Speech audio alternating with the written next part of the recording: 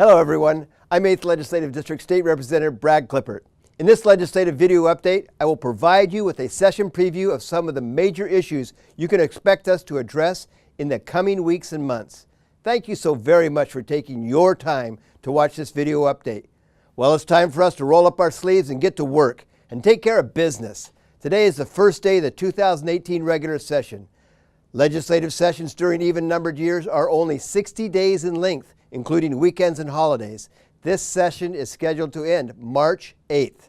These short sessions are also known as supplemental budget years. That means we will adjust the overall budget if the need for funds is too urgent to be postponed until the next full budget cycle. We left the 2017 session with unfinished business. The capital budget was not finalized and passed, leaving many public works construction projects around our district, our state, in limbo. There was a very important issue on the table that left the capital budget at a stalemate. Rural property owners across our great state are not allowed to drill new wells on their property. This decision came down from the state Supreme Court, known as the Hirst decision, H-I-R-S-T, Hirst decision. This Washington State Supreme Court decision has made a major impact on our state. The price of inaction is phenomenal. $6.9 billion annually will be lost in economic activity, predominantly in rural communities. $4.5 billion in annual losses to the construction industry. 9,300 jobs lost annually, mostly in rural communities. $452 million annually in lost employee wages. $37 billion in lost property values in areas impacted by Hirst. $346 million in property taxes shifted to other properties in Washington. Rural areas will receive the brunt of higher property taxes. All areas of our state, both urban and rural, deserve to flourish and prosper. We need to stop the urban-rural divide, and a real long-term Hirst fix would be a great start. Families in rural communities need the security of knowing water will be available for everyday use on their land. These wells are critical to the development in areas city water does not reach. Without water, nothing can be built. The capital budget is important, and a real Hirst fix is important also.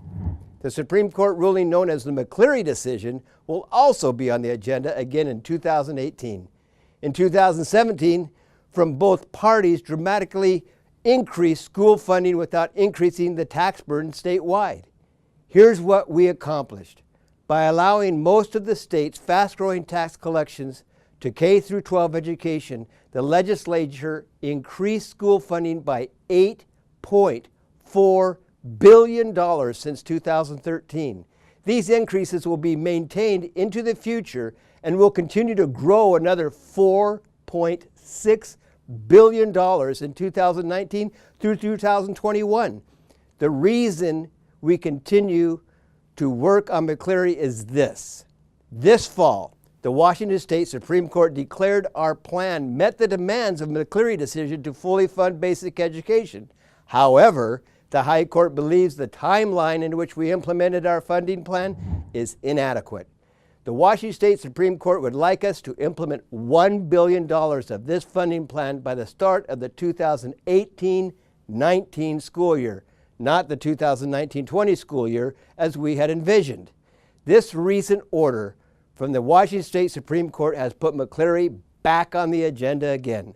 The majority party is hoping to solve this $1 billion budget timeline by tapping into and spending down the state's rainy day emergency need fund.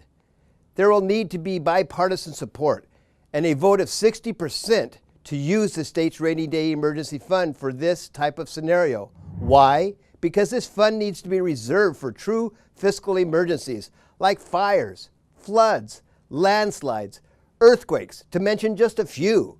The work will continue this session to find the best solution to the Washington State Supreme Court's newest demands.